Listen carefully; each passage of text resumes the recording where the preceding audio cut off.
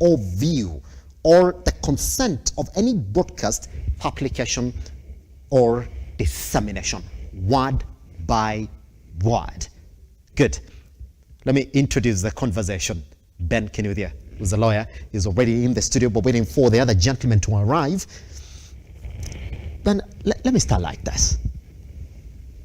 You would like to think that a cabinet secretary would know, number one, what to say, how to say it, or when the cabinet secretary feels aggrieved, Ben, that he is at the right position to know the right procedures to follow to make sure that indeed his grievances are well addressed, but not Moses Kuria. Thank you very much, and a very good morning to our viewers. I'm happy to be on this studio. Thank you for the invitation. It's a huge honor. I think let us start by saying that the biggest problem we've had in this nation is we've planted mangoes and then we have expected to get oranges from them. So we've been sitting under mango trees and wondering, why are only mangoes falling? Why are we not seeing avocados falling? Why are we not seeing oranges falling? We are only seeing mangoes falling. Yes. The Kenya Kwanza administration was in a hurry to give us a tainted cabinet. Half of the people in this cabinet had very serious court cases. Some of them had cases as serious as rape. Some of them had cases.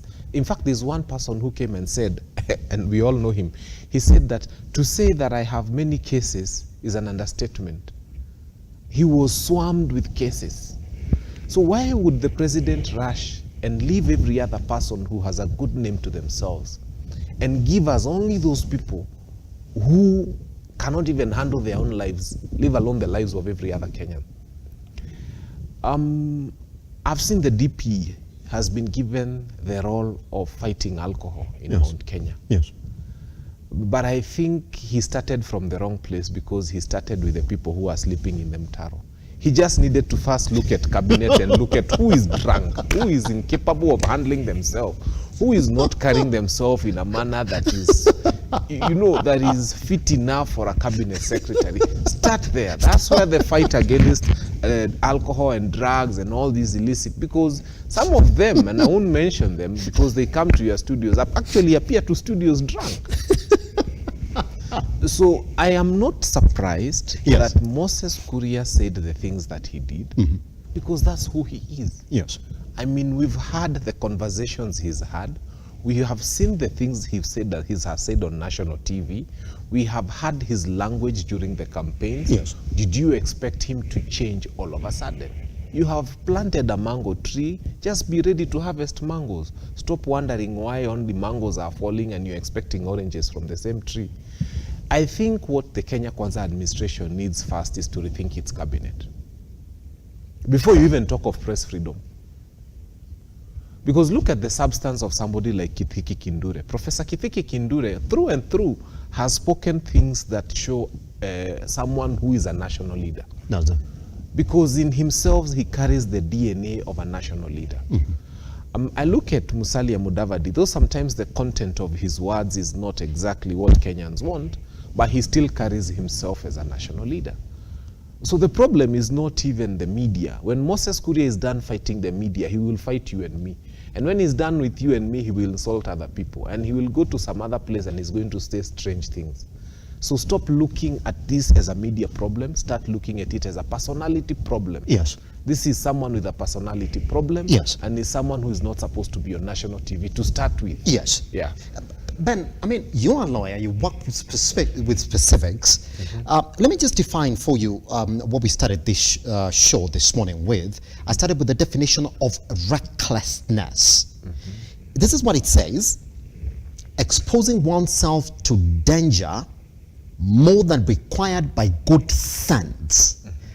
That if we're going to say that Moses Kuria has been reckless in his utterances, he knows very well in his general perspective that should I say this, the consequences are going to be 1, 2.